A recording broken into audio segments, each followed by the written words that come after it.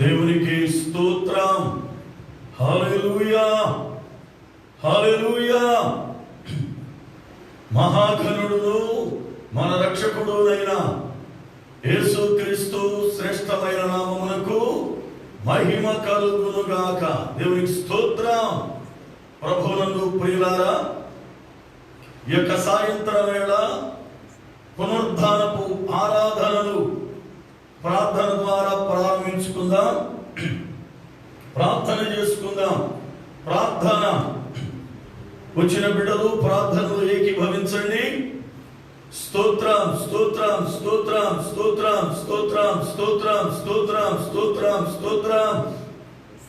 పరిశుద్ధుడానికి స్తోత్రాలు, పరిశుద్ధుడానికి స్తోత్రాలు. మహోన్నతుడా నీకు స్తోత్రాలు. మహాఘనుడానికి స్తోత్రాలు. పూజ్యుడా నీకు స్తోత్రం. పూజనీయుడానికి స్తోత్రం. జీవాధిపతి నీకు స్తోత్రాలు. జీవు గలవాడానికి స్తోత్రాలు. రక్షణకర్త ఓ మీకు స్తోత్రం. విమోచకుడా మీకు స్తోత్రం. విడుదలిచ్చు దేవా మీకు స్తోత్రం. అల్ఫా ఓమేగా మీకు స్తోత్రం. హల్లెలూయా, హల్లెలూయా, హల్లెలూయా, హల్లెలూయా, హల్లెలూయా, హల్లెలూయా. సర్వకృపానిధి వగు పరమ తండ్రి, నీ పాదములకై వందనాలు స్తోత్రాలు చెల్లిస్తూ ఉన్నా. మీ అత్యంతమైన కృపను బట్టి ఈ పునరుద్ధాన దినం వేళ మీ పాద సన్నిధిలో ఈ రీతిగా కూడుకొనుట కొరకై మీరిచ్చిన గొప్ప భాగ్యమును బట్టి స్తుతిస్తూ ఉన్నాం. పరమ తండ్రి, ఈ యొక్క సాయంకాల సమయములో ఆరాధన ప్రారంభిస్తుండగా మీ సన్నిధి మాతో ఉంచండి. మమ్మల్ని నడిపించి బలపరచుమని ప్రార్థన చేస్తున్నాం. ఇప్పటికే పునరుద్ధానపు ఆరాధన కొరకై వచ్చిన బిడ్డలు బట్టి మీకు స్తోత్రాలు. నాయన, వస్తున్నటువంటి బిడ్డలు క్షేమకరంగా తోడుకురమని ప్రార్థన చేస్తూ ఉన్నాం. ఈ రోజున పాడుచున్న పాటల ద్వారా మీరు మహిమ పొందండి ప్రభువా. అలాగే ఆరాధనలో వ్యాప వర్షమును కుమరించుమని ప్రార్థన చేస్తూ ఉన్నాం. ప్రత్యేకించి పరమ తండ్రి, ఈ దినమున వాక్యము ద్వారా మాతో మాట్లాడండి. మాయలని కనికరమ చూపి కృపచేత సంధించుమని, ఈ యొక్క ఆరాధనంతా కూడా మీ చేతులకు అప్పగించుకొని చూడగా మీరు కృప చూపమని యేసు నామమున ప్రార్థిస్తున్నాను పరమ తండ్రి. ఆమేన్. దేవునికి స్తోత్రం. హల్లెలూయా. అందరం కూడా కూర్చుందాం. పాటలు పాడుచు దేవుని నామాన్ని మహిమపరచుదాం. మన పాటల పుస్తకములో నుండి మొదటి పాటను పాడదాం ప్రియులారా. నా ఆధారము, నా ఆశ్రయము నీవేనయ్యా నా యేసయ్యా అనే పాట ద్వారా దేవుని స్తుతిద్దాం. నా ఆధారము, ఆశ్రయము, నా ఆధారము, ఆశ్రయము నీవేనయ్యా నా యేసయ్యా, నీవేనయ్యా నా యేసయ్యా, నీవేనయ్యా నా యేసయ్యా, నీవేనయ్యా నా యేసయ్యా. నా ఆధారము, ఆశ్రయము, నా ఆధారము, ఆశ్రయము.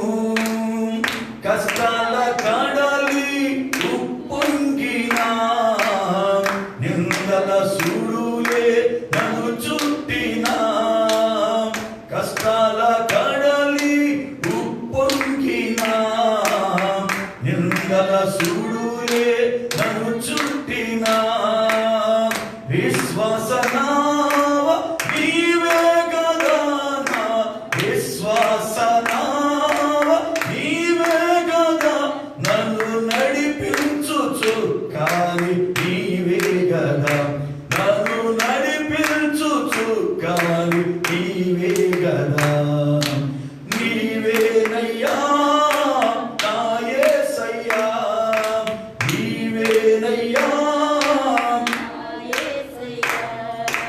నీవేనయ్యా నా యేసయ్యా, నీవేనయ్యా నా యేసయ్యా. నా ఆధారము, ఆశ్రయము, నా ఆధారము,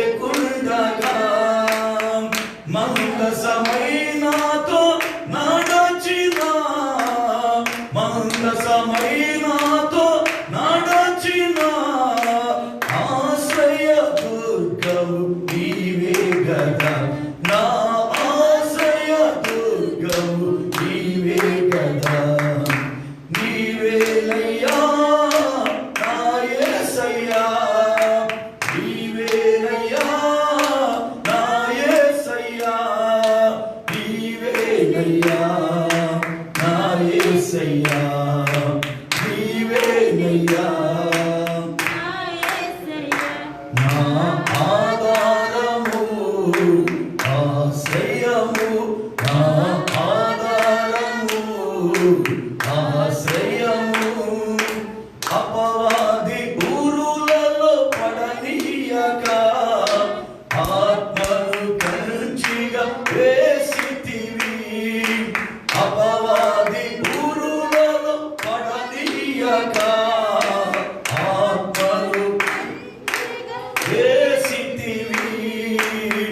నీలో నన్ను భద్రపరచిన, నీలో నన్ను భద్రపరచిన ఉన్నత దుర్గము నీవే గదా, నా ఉన్నత దుర్గము నీవే గదా.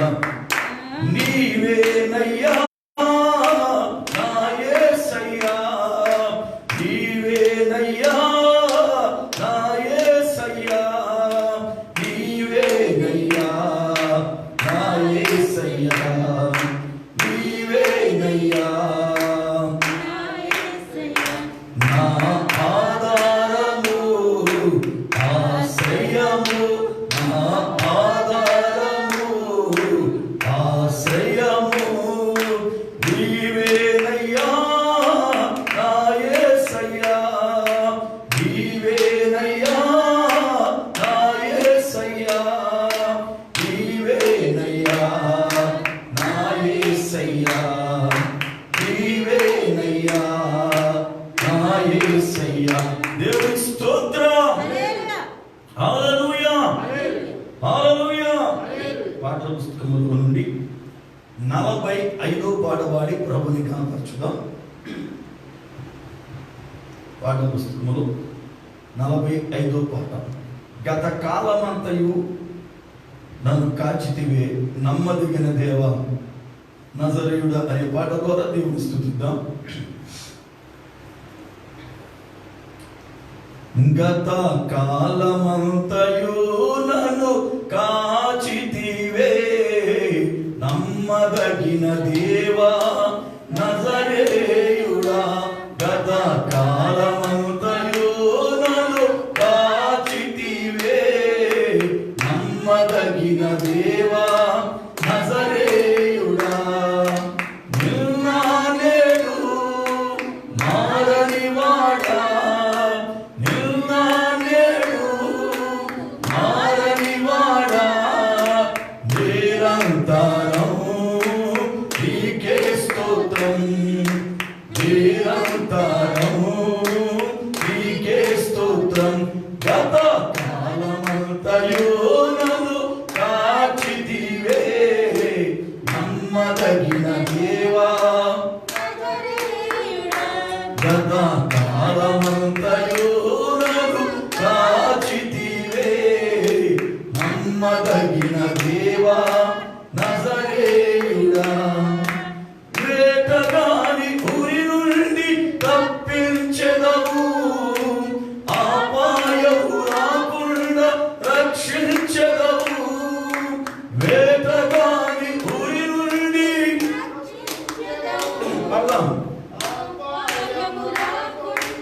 రక్షించెదవు.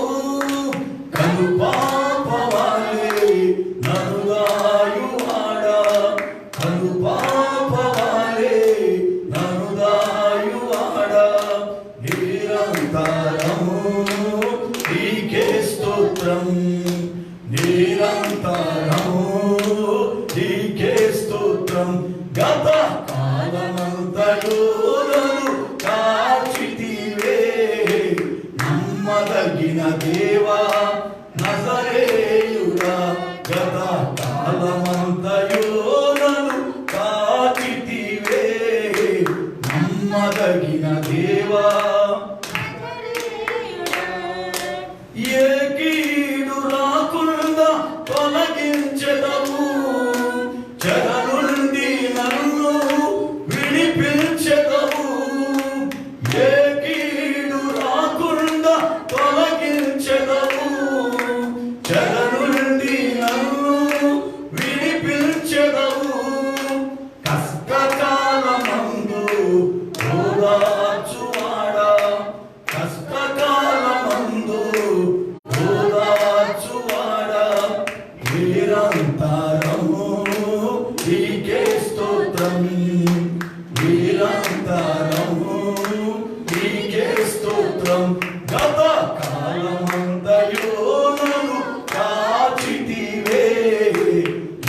నమ్మదగిన దేవా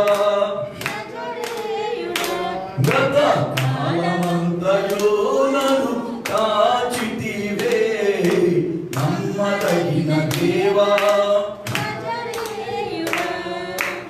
ఏమి కలుగు వేళలో పోషించితివి, వంటైనను బలపరచితివి. లేమి కలుగు వేళలో పోషించితివి, వంటైనను బలపరచితివి. విడువక నన్ను కాపాడువాడా, విడువక నన్ను కాపాడువాడా, నిరంతరం నీకే స్తోత్రం, నిరంతరం నీకే స్తోత్రం. గత కాలమంతయు నన్ను నమ్మదగిన దేవా నజరేయుడా, గత కాలమంతయు నన్ను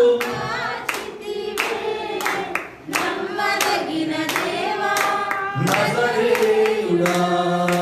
నిన్న నేడు మారనివాడా, నిన్న నేడు మారనివాడా, నిరంతరం నీకే స్తోత్రం, నిరంతరం నీకే స్తోత్రం. గత కాలమంతయు నన్ను కాచితివే,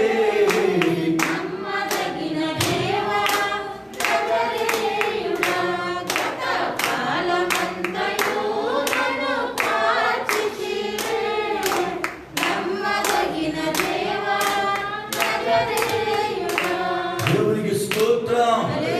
హల్లెలూయా. మన పాటల పుస్తకములో నుండి 129వ పాట పాడదాం. పావురమ ప్రాణేశ్వరి అనే పాట ద్వారా దేవుని స్తుతిద్దాం. పాటల పుస్తకములో నుండి 129.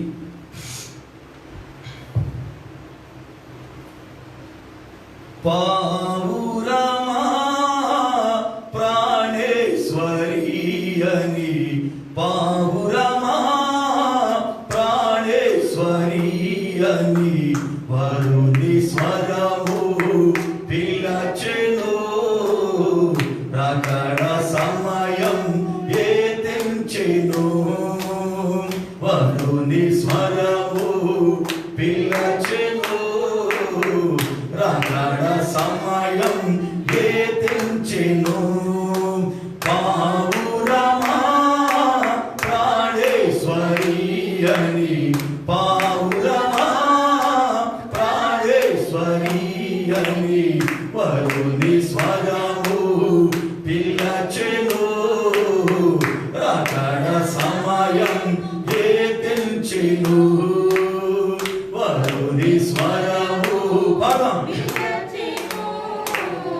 రకడ సమయం ఏతించెను.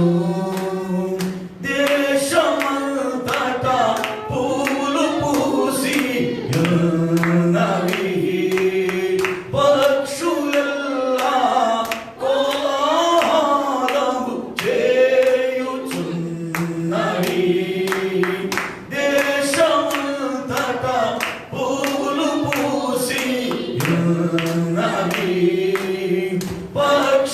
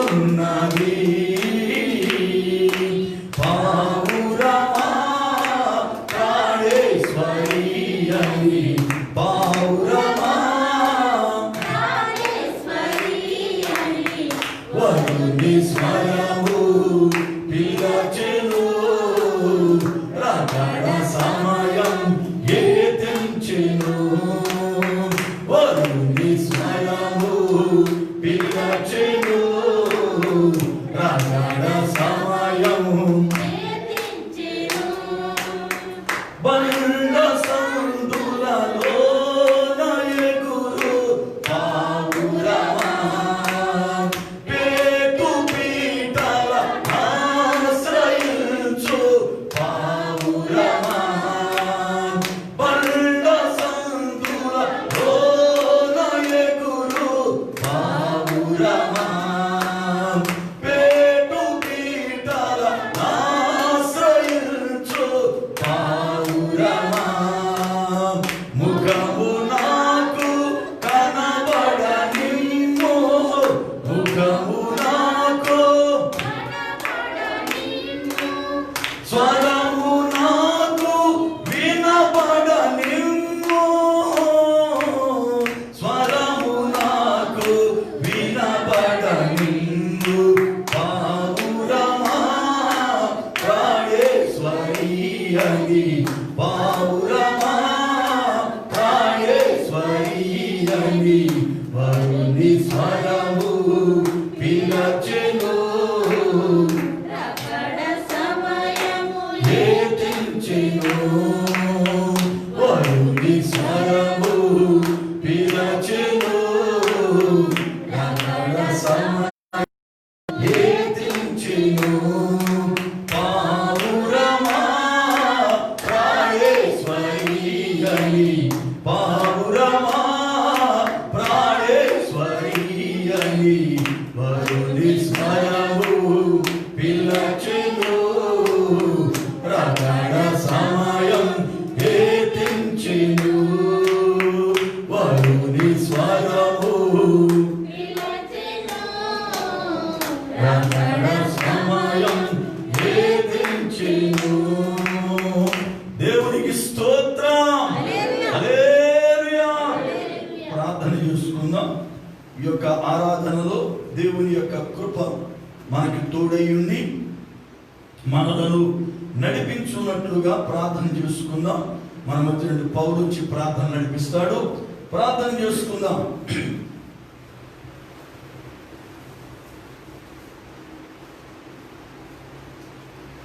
ప్రార్థన చేసుకుందాం.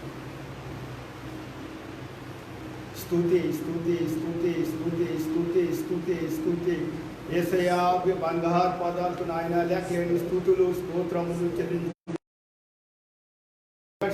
ప్రభా 4 నెలల నుంచి నాయన మీరెంతగానో ఆదరించి ప్రేమించి కాశీ కాపాడి ప్రభా ఇదిగోనని పునరుద్ధాన ప్రార్థన ప్రభా అయ్యా మేము తండ్రి నేను ప్రభా అయ్యా మేము చేర్చుకుంటే ఇచ్చిన కృపను బట్టి నీకు వందములు స్తోత్రములు చెల్లించుకుంటున్నామయ్యా మీకు వందనములు స్తోత్రం తండ్రి ఇదిగోనని పునరుద్ధాన ప్రార్థన ప్రభా మీరు ప్రారంభ ప్రార్థన వరకు అంగీకరించిన ఆయన యో ప్రభ ఇంతవరకు తండ్రి మేము పాఠంతో ప్రభాని స్తుతులు స్తోత్రములు చెల్లించుకుంటున్నామయ్యా మీకు వందనములు స్తోత్రాలు నాయన అయ్యో ప్రభు చెండి ప్రతి బిడ్డను కూడా ప్రభా మీరు జ్ఞాపకం చేసుకోండి అయ్యా ఏ బిడ్డ అయితే సమస్యలకు ఇబ్బందులు మీకు తెలుసు ఆయన ప్రతి బిడ్డకి జ్ఞాపకం చేసుకుని నడుస్తున్నందుకు మీకు వందములు స్తోత్రాలు తండ్రి అయ్యా తండ్రి పరక మార్గదర్శనం పెట్టినప్పుడు త్వరగా తోడికి రండి నడుస్తున్నందుకు మీకు వందములు స్తోత్రాలు అయ్యా మాకు సేవకులను ప్రభా అయ్యా మీరు బలపరచమని ఆత్మ నింపమని నడుస్తున్నాను తండ్రి అయ్యా మా సేవ చేసే కుటుంబాన్ని కూడా మీరు ఆశ్రయించండి అయ్యా నీకు వందములు స్తోత్రాలు తండ్రి అయ్యా మా కుటుంబాలు కూడా మీరు ప్రభావ కోపలు దయచేయం నడుస్తున్నాయి నీకు వందములు స్తోత్రాలు ఆయన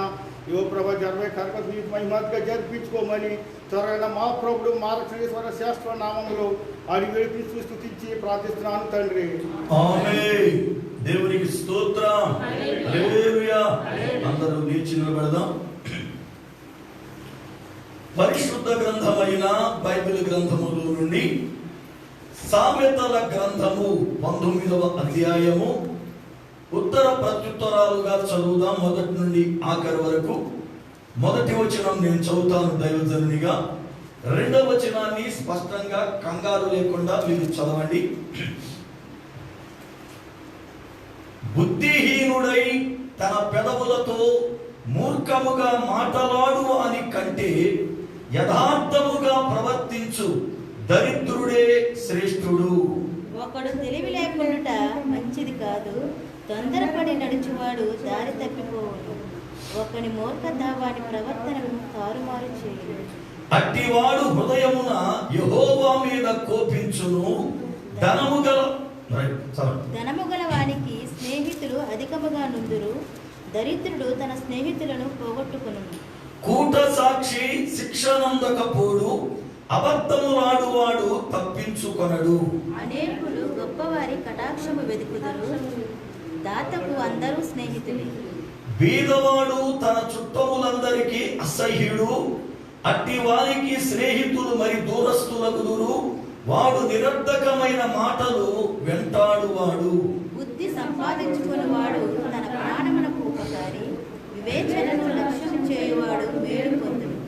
కూట సాక్షి శిక్షనందకపోడు, అబద్ధములాడువాడు నశించును.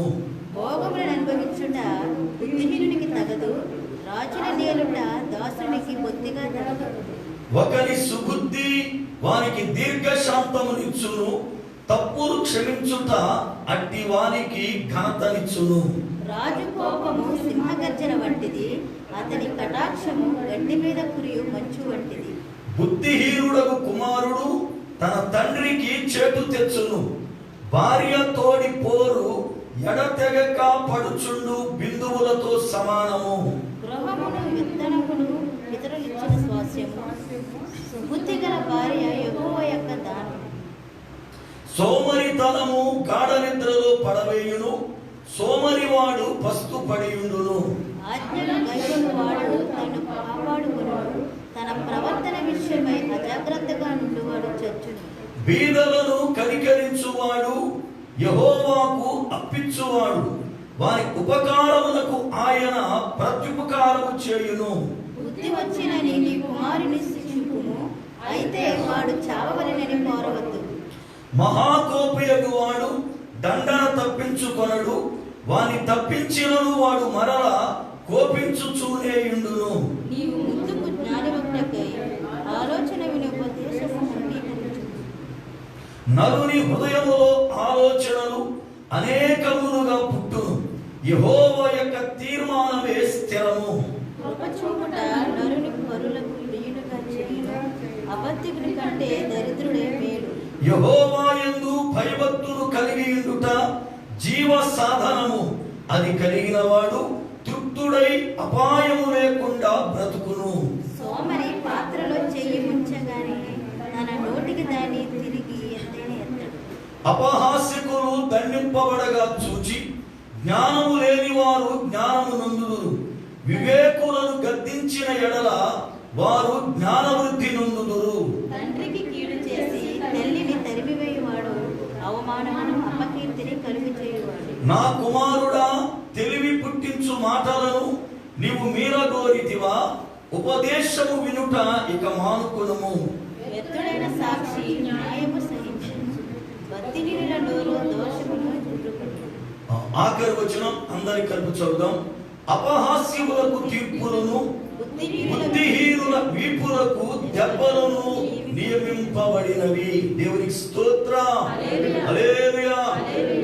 ఎస్ ప్రసాద్ వచ్చి ప్రార్థన చేస్తాడు. మనం ప్రార్థన నడిపించబడదాం. అలాగే ఉండి ప్రార్థన చేసుకుందాం. మీ బైబిల్ గ్రంథాన్ని మీ వెనకాల కుర్చీలో పెట్టుకోనండి. స్తోత్రం స్తోత్రం స్తోత్రం స్తోత్రం స్తోత్రం స్తుతి స్తుతి స్తుతి స్తోత్రం. పరిశుద్ధాత్మ దేవుడా, ప్రేమగల దేవుడా, ఇహో దేవా, నీకు వందనాలు, స్తోత్రాలు తండ్రి. దర్శన వారం నుంచి నాయన ఈ వారం వరకు నా ప్రభు నీ సజీవరేఖలు మీరు భద్రపరిచి కాచి కాపాడు విధానం పట్ల నీకు వందనాలు. నా ప్రభు మళ్ళీ నా ప్రభు నీ సన్నిధిలో నా ప్రభు ఇలా కూడుకున్నందుకు నీకు వేలాది వందనాలు తండ్రి.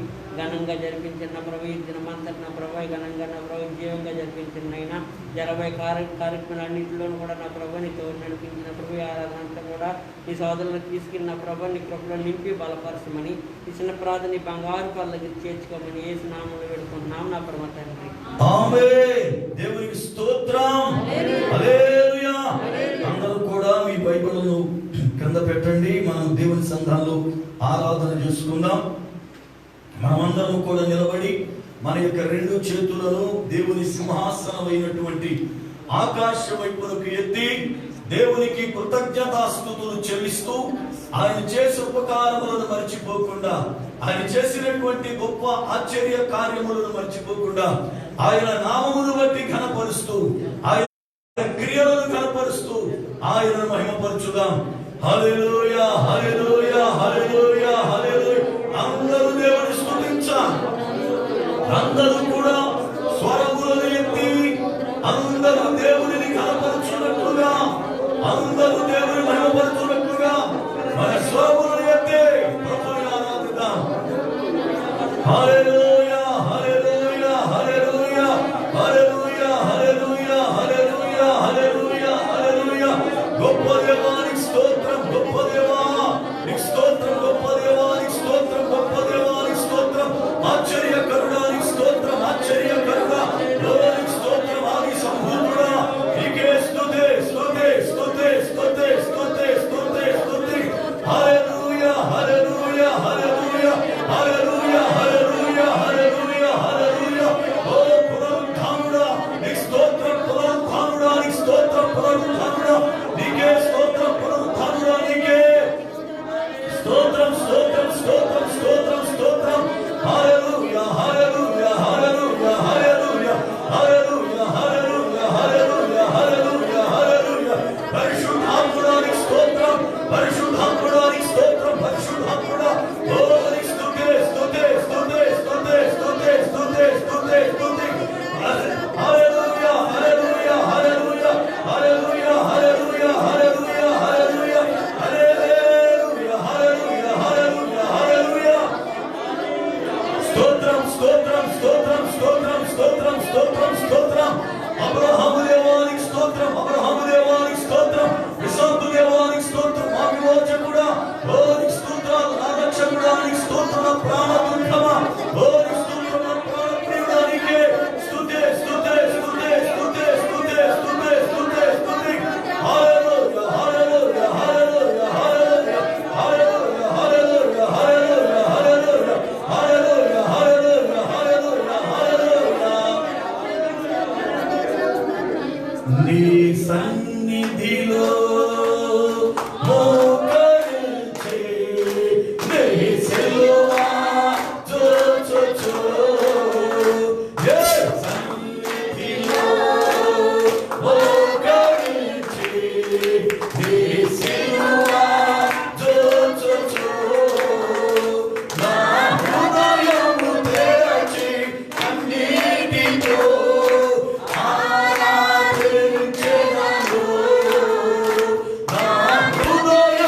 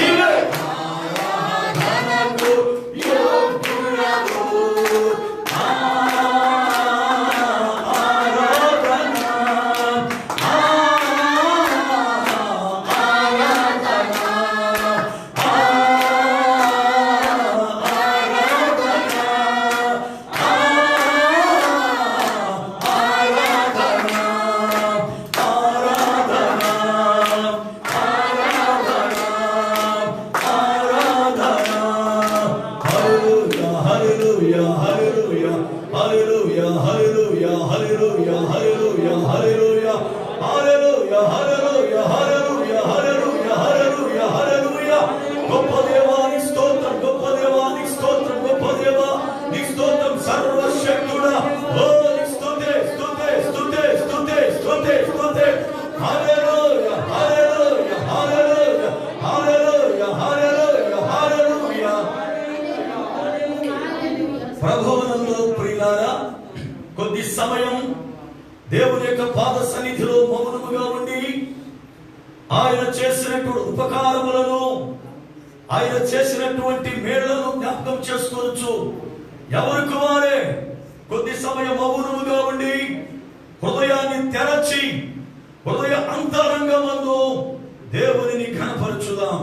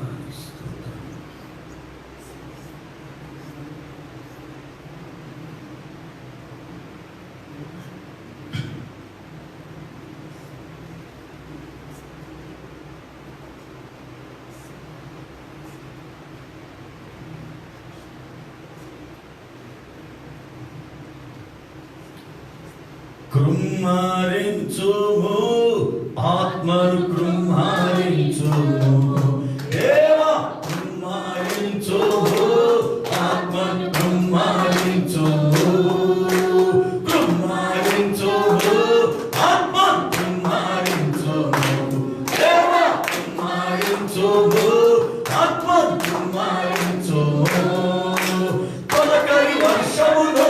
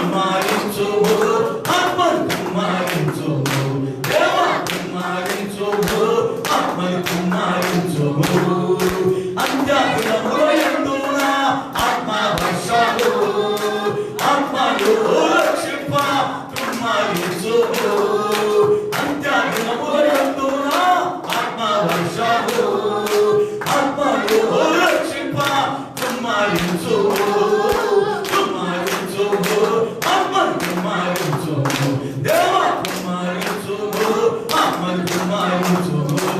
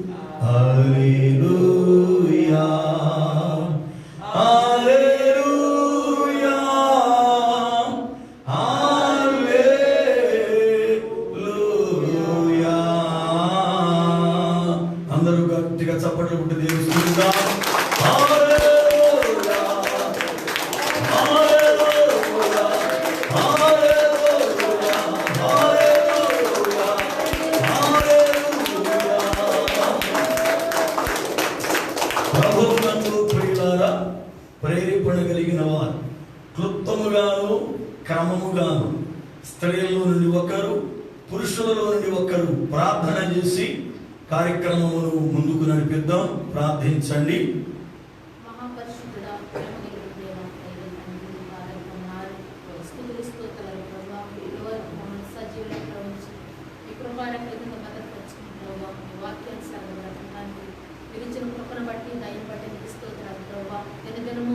వాక్యంతో మీరు బలపరుస్తున్నారు దేవా, స్తోత్రాలు దేవా.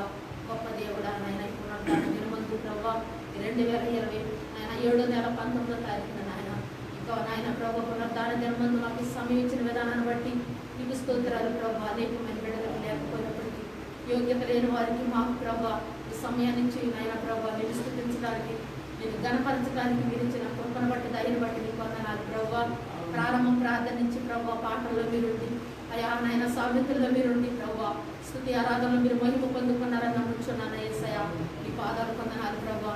శ్రేష్టమైన సమయానికి వచ్చుచుండగా ప్రభావ అయా నాయన ప్రభావ నాయన నిదాసుడు ప్రభావ మా ఆత్మీయతను నిలబడుచుండగా మాకు మీకు మధ్యలో నాయన మీరు మరుగుపరిచి ప్రభావ మాట్లాడమని అడుగుచున్నానయ్యా.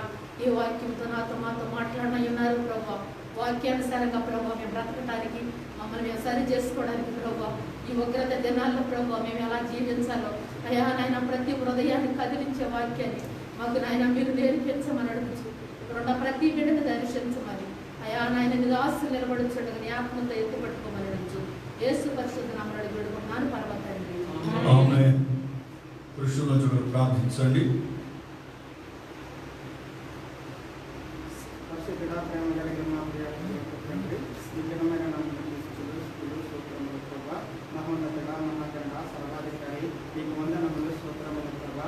ఇదిగో తండ్రి, మొదట పునరుద్ధాన దినము ప్రభా నైనా నిన్ను ఆరాధించుకోవడానికి ప్రభా, ఆరాధన సమయానికి ప్రభా అయ్యా నీ కృపా రెక్కల చాటును మమ్మల్ని మరుగుపరిచిన తండ్రి, అయ్యా నీ పాద సన్నిధికి మమ్మల్ని కోరుకుని వచ్చిన ప్రభా నీ ప్రేమను బట్టి అయ్యా మీకు వందనములు స్తోత్రములు ప్రభా. ఇదిగో తండ్రి నాయన ఆరాధన అంతటినీ ప్రభా పాటల క్రమయందు ప్రభా అయ్యా ఆరాధన ప్రభా నైనా స్తుతి ఆరాధనలో ప్రభా మీరుండి ప్రభా నీ నామానికి మహిమకరముగాను ప్రభా సంఘానికి దీవెనకరముగాను ప్రభా వచ్చిన బిడ్డలందరికీ తండ్రి నైనా ఆశీర్వాదకరముగాను జరిగించుకున్నందుకయ్యా మీకు వందనములు స్తోత్రములు ప్రభా. ఇదిగో తండ్రి వాక్యమును ప్రభా అయ్యా వివరించుకుండగా ప్రభా నీ దాసుని ప్రభా నీ చిలుచాటును మరుగుపరచండి ప్రభా. అయ్యా ప్రభా ఈ పునరుద్ధాన ప్రభా నూతన వర్తమానముగా ప్రభా మా హృదయములు బలపరచు తండ్రి. అయ్యా వాక్యముతో మాతో మాట్లాడండి తండ్రి. అయ్యా నువ్వు వాక్యమైన దేవుడు ప్రభా మమ్మల్ని బలపరచండి తండ్రి.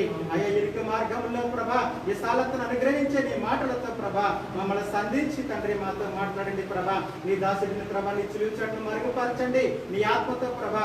అయా ప్రభా మీరే మాట్లాడమని ప్రభా మాట్లాడటకు మా మధ్యకు వచ్చిన నజరేయుడైన యేసు నామమున అడిగి వేడుకొనుచున్నాం తండ్రి. ఆమేన్. మహాగణుడు అయిన మా పరమ తండ్రి, మీ పాదములకై వందనాలు, స్తోత్రాలు.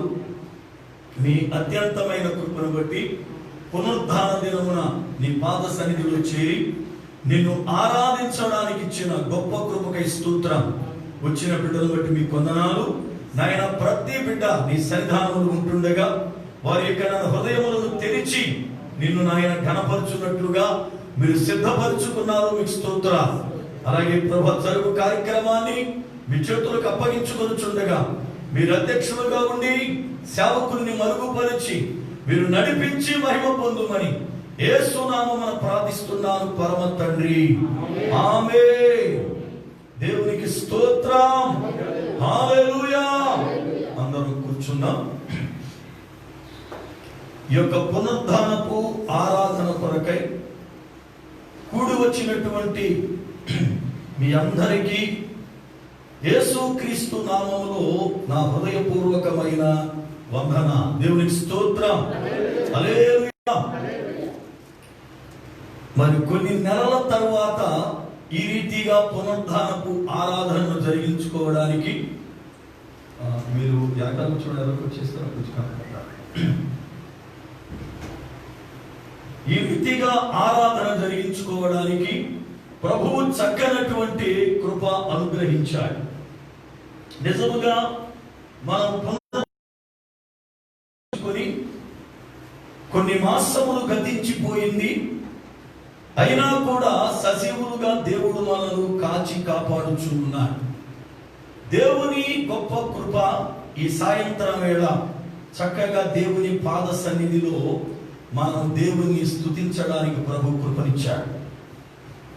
పరిశుద్ధ గ్రంథములో సాయంకాలము అనేది చాలా శ్రేష్టమైనటువంటి సమయం.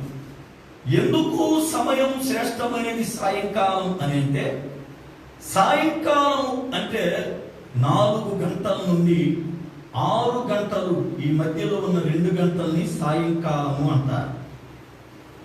ఈ 6 దాటితే రాత్రి వేళ మొదటి జం ప్రారంభమవుతుంది. అలాగనే మధ్యాహ్నం 3 గంటల వరకు మధ్యాహ్న కాలం అవుతుంది. ఇక మధ్యలో మిగిలిన ఈ 2 గంటలు చాలా శ్రేష్టమైనవి. కారణం ఏమిటంటే, ఆదామును దేవుడు కలుసుకోవడానికి వచ్చిన టైము చల్లపూట వేళ అని రాయబడింది. అంటే చల్లపూట వేళ ఎప్పుడు అంటే సాయంకాలం వేళ. అలాగనే ఎలియాజరు రెబెకాను తీసుకుని వస్తున్నప్పుడు ఇసాకు పొలములో ధ్యానించడానికి వెళ్ళిన సమయము సాయంకాలం వేళ సమయం. దావీదు భక్తుడు ప్రార్థించే సమయం సాయంకాలం వేళ సమయం. దేవుని ప్రజలైనటువంటి వారు దేవుని దగ్గర ఆరాధన చేసే టైము చక్కనటువంటి సాయంకాలం వేళ సమయం. కనుక దేవుని పిల్లలుగా మనకున్న ఈ యొక్క అక్కరను బట్టి, మనకున్న ఈ సమయాన్ని బట్టి దేవుని దగ్గర గడపడం అనేది దేవుడు మనకిచ్చిన గొప్ప కృప. దేవునికి స్తోత్రం. హల్లెలూయా. ఈ సాయంకాల వేళ దేవుని యొక్క వాక్యాన్ని మనం విందాం. గత రాత్రి వేళే ఈ దినము ఆ యొక్క వర్తమానమే కొనసాగిస్తానని ప్రకటించాను. ఆ వర్తమానాన్ని కొనసాగించుటకొనకై వాక్యాన్ని చదువుకొని ప్రార్థన చేసుకుందాం. చూడండి, న్యాయాధిపతుల గ్రంథము 16వ అధ్యాయము 21వ వచనం నేను చదువుతున్నాను, జాగ్రత్తగా వినండి. న్యాయాధిపతుల గ్రంథము 16వ అధ్యాయము 21వ వచనం. అప్పుడు ఫిలిష్తీయులు అతన్ని పట్టుకొని అతని కన్నులను ఊడదీసి గాజాకు అతన్ని తీసుకొని వచ్చి ఎత్తడి సంకెళ్ళ చేత అతన్ని బంధించిరి. ప్రార్థన చేసుకున్నా. మహాఘనుడవైన పరమ తండ్రి, నీ పాదములకై వందనాలు, స్తోత్రాలు చెల్లిస్తున్నా. మీ మహా గొప్ప కృపను బట్టి ఈ యొక్క సాయంకాల సమయంలో మీ దాసునిగా మీకును కూడిన సంఘానికి మధ్య నిలబడి ఉన్న నన్ను మరుగుపరిచి లేఖనములలో నుండి మాతో మాట్లాడి బలపరచండి. యేసు నామమున ప్రార్థిస్తున్నాను పరమ తండ్రి, ఆమేన్. దేవునికి స్తోత్రం, హల్లెలూయా. దేవుని వాక్యములో సంసోనును గూర్చిన విషయాలు కొన్ని వారాలుగా ప్రతిదినం ధ్యానించడానికి ప్రభువు మనకు చక్కని కృపను అనుగ్రహించాడు. అయితే సంసోను జీవితములో తలనీలాలు పోగొట్టుకున్న తరువాత, అతనికి క్షవరము చేయబడిన తరువాత ఏమేమి కోల్పోయాడో, అతని జీవితంలో ఏం జరిగాయో రాత్రి నుంచి మనం ప్రారంభించుకున్నాం.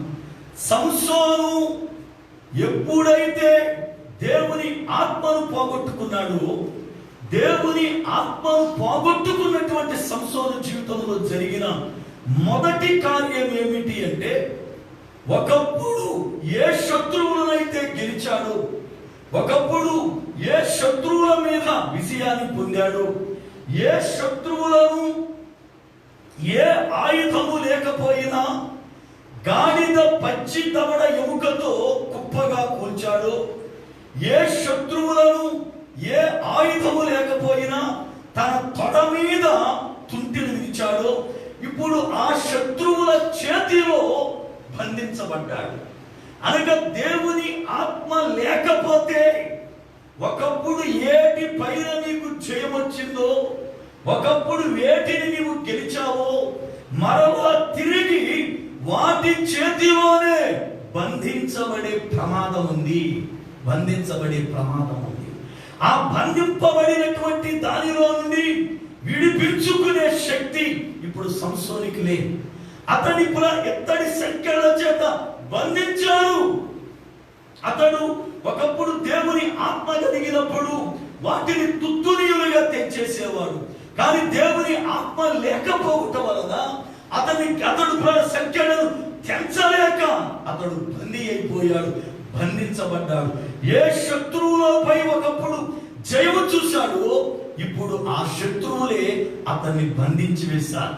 బంధింపబడిన వాడు ఇప్పుడు వాటిని తెంచే శక్తి అతనికి లేదు. ఉదాహరణకి ఒక మాట చెబుతాం. యేసు ప్రభువారు గెరాసేనుల గ్రామానికి ఆయన వెళ్ళినప్పుడు అక్కడ ఒక వ్యక్తి దురాత్మల చేత పట్టబడ్డాడు. అనగా దురాత్మలు ఆ వ్యక్తిని బంధించాయి. అయితే అతడు ప్రజలకు హాని చేస్తాడేమో అని, ప్రజల మధ్యన ఉండట్లేదు కనుక ఇతని వల్ల కీడేమైనా ఉందేమని చెప్పి అతనిని సంఖ్యల చేత బంధించారు. బైబిల్లో రాయబడిన మాట ఏమిటంటే, అతడు సంఖ్యలన్నీ తెంచేసేవాడట. సంఖ్యలన్నీ తెంచేసేవాడు. అంతేకాదు, ఎవడును అతనిని సాధువు చేయలేకపోయిను అంటాడు. అంటే ఇప్పుడు అతడు సంఖ్యలను ఎలా తెచ్చాడు అంటే, అతనిలో ఏదో ఒక బలము ఉంది. ఆ బలాన్ని బట్టి అతను బంధించబడినటువంటి ఆ బంధకాలలో నుండి అతడు విడిపించబడేవాడు, వాటిని తెంచేసేవాడు. కానీ సంసోను జీవితంలో ఇప్పుడు ఎందుకు తెంచలేకపోయాడు బంధాలు? ఎందుకు ఆ యొక్క సంఖ్యల నుండి విడిపించుకోలేకపోయాడు? ఆ సంఖ్యలు ఎందుకంత బంధకముగా మారిపోయాయంటే, తనలో ఉండవలసిన బలం తొలగిపోయింది. బలం తొలగిపోయింది. దేవుని ఆత్మ మనలో ఉన్నప్పుడు మనం బలవంతులుగా ఉంటాం, జయ జీవితాన్ని కలిగి ఉంటాం. ఎప్పుడు ఒక మనిషిని శత్రువు బంధిస్తాడంటే, శత్రువు చేతులు ఓడిపోయినప్పుడు. రాజులలో యూదా రాజు అయిన ఆఖరి రాజు సిద్కియా గురించి చదివితే, సంసోనునకు ఏం జరిగిందో రాజుకు జరిగింది. సంసోను ఎలా బంధించారో అలా బంధించారు. సంసోను కన్నులు ఎలా ఊడబెరికారో అతని కన్నులు కూడా ఊడబెరికేశారు. అనగా శత్రువు చేతుల్లో ఎప్పుడైతే ఓడిపోయాడో అప్పుడు ఆ వ్యక్తి బంధించబడతాడు. మన జీవితంలో కూడా ఎప్పుడు మనం బంధించబడతాం? ఒక పాపానికే గాని, లేక ఒక శరీరేచ్ఛకే గాని, లేక ఒక లోకాశగా గాని, ఎప్పుడయ్యా మనం బంధించబడతాం అంటే దానిని గెలవలేక దాని చేతిలో మనం ఓడిపోయినప్పుడు.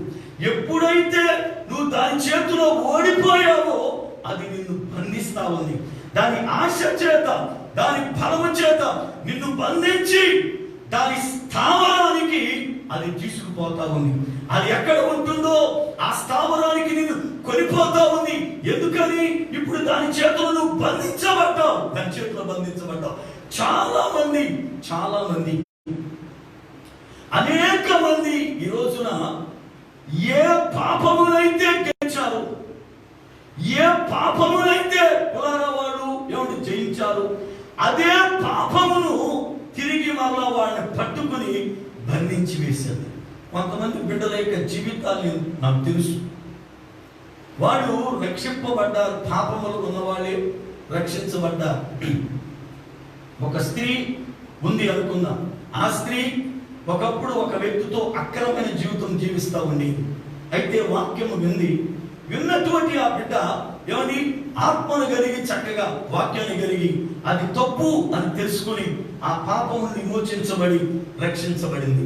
రక్షించబడిన ఈ బిడ్డకు ఇప్పుడు మళ్ళీ తిరిగి ఆ పాపము చేతిలో పడిపోకుండా ఉండాలి అంటే ఆత్మ బలము కావాలి, అంతరంగపు శక్తి కావాలి.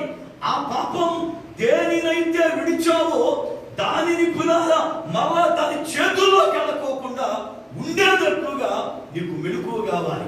పాపానికి ఉన్నటువంటి గొప్ప లక్షణం ఏంటంటే మనము రక్షణ పొందక ముందు మనమే పరిగెడతాం పాపం చేయడానికి. ఉదాహరణ ఒక మాట చెబుతా. ఇప్పుడు మనము బాప్తీసు పొందక ముందు సినిమాలకు మనమే పరిగెత్తాం, అవునా కదా? ఇక్కడికి వచ్చిన సినిమాలు మనం వెళ్ళాలి కదా, రిలీజ్ టికెట్ కావాలా, 100 కేడీలనే కొనేస్తారు పనిమాలు, అవునా కదా? వాడి జీతమే 150 ఎంత ఉంటుంది. వాడి ఫస్ట్ టికెట్ ఏంటంటే ఫ్యాన్స్ అంటాడు, ఫ్యాన్స్ తగిలడిపోవాలి. ఏమండి అమ్మ బాబు కూడి అక్కడ కానీ ఫ్యాన్స్ గెలవాలి కదా. ఇప్పుడు చూడండి, సినిమాకి వీడియో పరిగెడతాడు, ఏంటంటే ఫ్యాన్స్ అంటాడు కదా, లేదంటే తొలి సినిమాని చూడాలంటాడు. పైగా వీడు రక్షణ పొందక ముందు వీడు ఒక్కడే పోత నలుగురికి అవసరమైతే ఈడే టికెట్ ఒకడే తీసుకుపోతాడు. ఈడే వెనకాల తాగుమూతోడు ఒకడు, ఈ సినిమాలు పిచ్చున్నాడు ఒకడు, ప్యాకెట్ పిచ్చున్నాడు ఒకడు, ఆడొక్కడే పోవడం, 2-3 తీసుకుపోతాడు వెనకాల. అవసరమైతే ఆ డబ్బులు పెట్టుబడి మరి చింపుతాడు అవన్నీ కూడా వీడికి.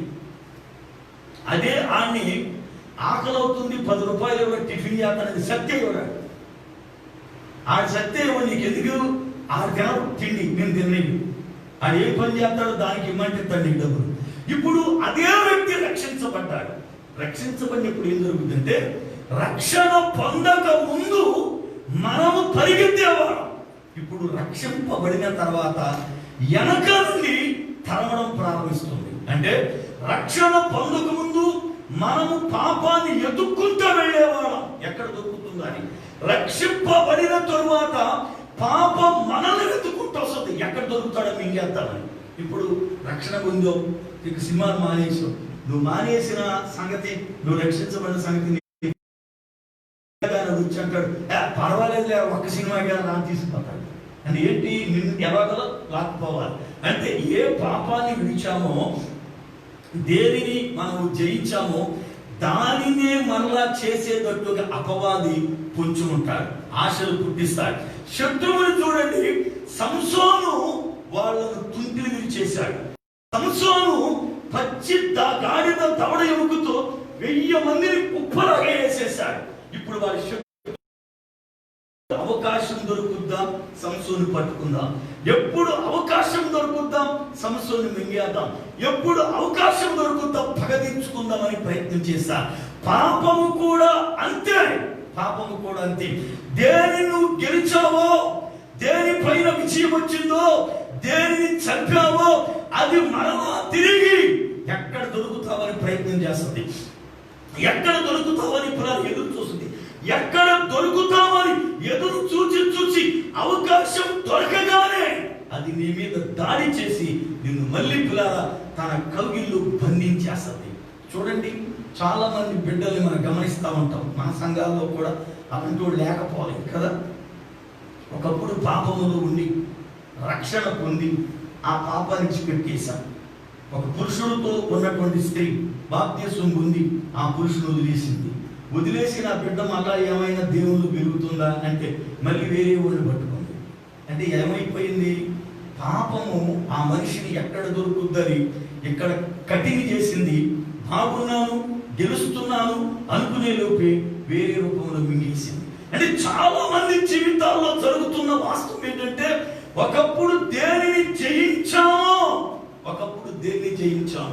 ఒకప్పుడు దేనిపైన నాకు జయం వచ్చిందని చెప్పాము, ఒకప్పుడు దేనిని పిల్లరా ఎవరిని మనం గేడిగా చేశామో దాని చేతిలో మరలా తిరిగి బంధించబడతా ఉన్నాం. సంసోను జీవితంలో ఫిలిస్తీన్ల చేత బంధించబడ్డానికి కారణం ఏమిటంటే ఆత్మను పోగొట్టుకున్నాడు. ఆత్మ పోయింది, ఆత్మతో పాటు బలము కూడా పోయింది. ఎప్పుడైతే బలహీనుడయ్యాడో శత్రువుని గెలవలేకపోయాడు. మీరు కానీ నేను కానీ మన ఆత్మీయ జీవితంలో బలము కానీ పోగొట్టుకుంటే మన శత్రువుని గెలవలేము.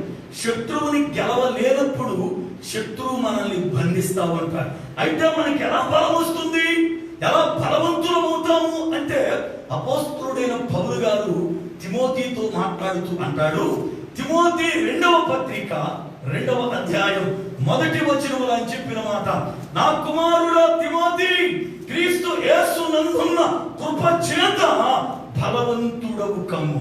నా కుమారుడైన తిమోతి, క్రీస్తు యేసునందు కృప ఉంది, ఆ కృప చేత నీవు బలవంతుడు కావాలి, నువ్వు బలవంతుడు కావాలన్నాడు. అయితే పిల్లరా, ఒక మనుష్యుడు కృప వల్లనే బలవంతుడు అవుతాడని పౌలు చెప్పాడు. అయితే ఇప్పుడు ఆ కృప ఎలా దొరుకుద్ది మనకి? ఆ కృప ఉంటే మన బలవంతులం అవుతాం. బలవంతులమైతే శత్రువులను గెలుస్తాం, శత్రువులను ఓడిస్తాం. ఆ కృప లేకపోతే బలహీనమవుతాం. బలహీనులమైతే మనం శత్రువుల చేతిలో బంధించబడిపోతాం, శత్రువుల చేతిలో బానిసలమైపోతాం. శత్రువు మనల్ని బంధించి ఈడ్చుకుని పోతాం. అయితే వాడిని గెలవాలి అంటే, వారి చేతిలో పడకుండా ఉండాలి అంటే, మన ఆత్మీయ జీవితం జై జీవితంగా సాగాలి అంటే దేవుని కృప మనకు ఉండాలి. అయితే దేవుని కృప ఎవరికి ఉంటుంది? దేవుని కృప ఎవరు కలిగి ఉంటారు? దేవుని కృపను పొందుకోవాలంటే మనం ఏం చేయాలి? దేవుని కృప ఎవరి ఎడల విస్తరిస్తూ ఉంది, దేవుని కృపకు ఎలా మనం పాత్రలం అవుతాం? చూడండి వాక్య గ్రంథాన్ని, కీర్తనల గ్రంథం 103వ కీర్తన 17-18 చరణాలు చదువుతున్నా. కీర్తన గ్రంథం 103వ కీర్తన 17-18 చరణాలు. ఆయన నిబంధనలను గైకొనుచు ఆయన కట్టడలను అనుసరించి నడుచుకుని వారి మీద, యెహోవా యందు భయభక్తులు గల వారి మీద ఆయన కృప యుగ యుగములో నిలుచును.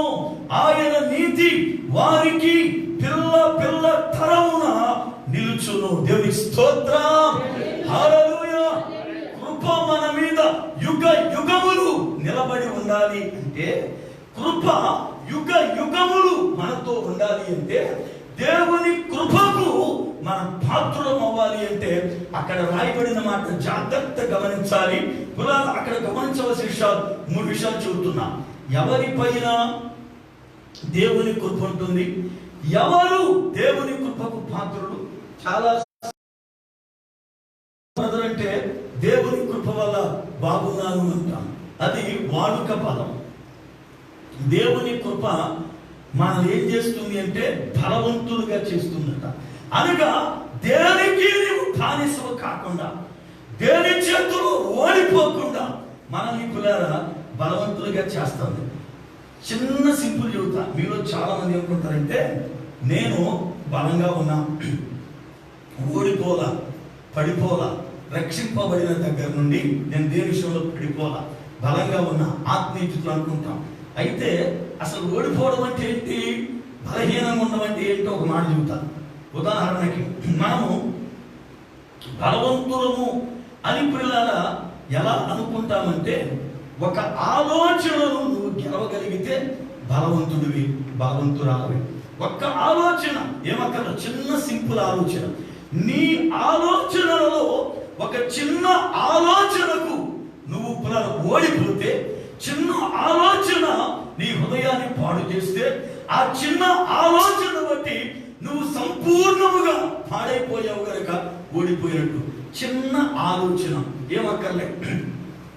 సంఘములో కులారా నువ్వు చక్కగా ఎదుగుతున్నావు, రక్షించబడ్డావు, లోకాశలను గెలిచావు మంచిది, శరీరాశలను గెలిచావు మంచిది. కానీ అంతరంగంలో కొన్ని ఆశలు కొడతా ఉంటాయి. వాటిని గెలవాలి. అది మనసుకు సంబంధించిన విషయం. చాలా విషయాలలో మనసు ఓడిపోయి మనల్ని బందీగా తీసుకెళ్ళిపోతాడు. సాతానుడు దేవుని దగ్గర పంది వేస్తాడట. ఏమనంటే నా విశ్వాసులు గొప్పోళ్ళు, నా విశ్వాసులు మంచోళ్ళు అని మీరు అంటారు కదా, నేను మీ విశ్వాసం చేత లాస్ట్కి ఏం దేవుడు లేదండి అని ఒక్క మాట అనిపిస్తా. ఆ ఒక్క మాట అంటే ఊడిపోయేట.